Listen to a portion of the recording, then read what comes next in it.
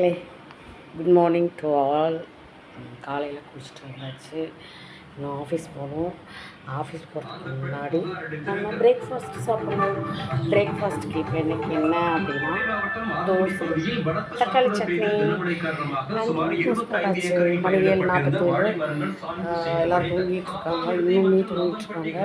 இன்றைக்கி என்ன அப்படின்னா நம்ம வீட்டில் தோசை ஆல்ரெடி. கிச்சன்லாம் கொஞ்சம் கன்றாவே தான் இருக்கும் மனுஷனுக்கு.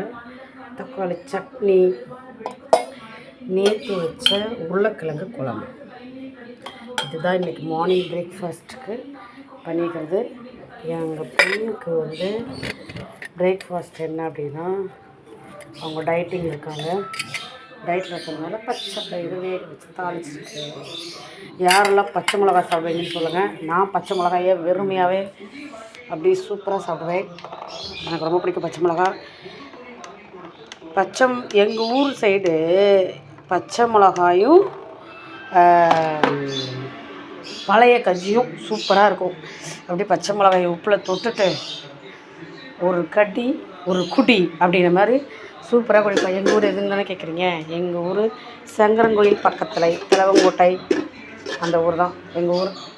எங்கள் அப்பாவோட ஊர். ரொம்பவே பிடிக்கும். மக்கா அப்படின்னு பேசுகிறதுல ரொம்பவே சூப்பராக இருப்பாங்க. மக்களே அப்படிங்கிறதுலையும் சூப்பராக இருப்பாங்க. இலை வாழை போலை அப்படிங்கிற ஸ்லாங்க் சூப்பராக இருக்கும். அதே மாதிரி இன்றைக்கி தோசை ஊற்ற போகலாமா? தோசை ஊற்ற போகிறேன்.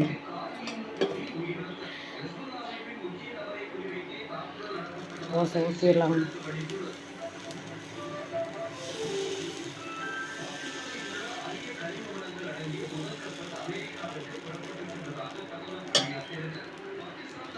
தோசை வந்துருச்சு.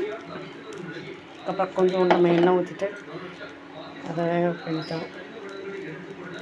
நீங்கள்லாம் என்னென்ன சாப்பிட்டீங்க அப்படின்னு சொல்லிட்டு கமெண்ட் பாக்ஸில் கமெண்ட் பண்ணுங்கள். இதே மாதிரி இன்னொரு வீடியோவில் சந்திக்கலாம். எல்லோரும் தீபாவளிக்கு ரெடி ஆகிட்டிங்களா? தீபாவளி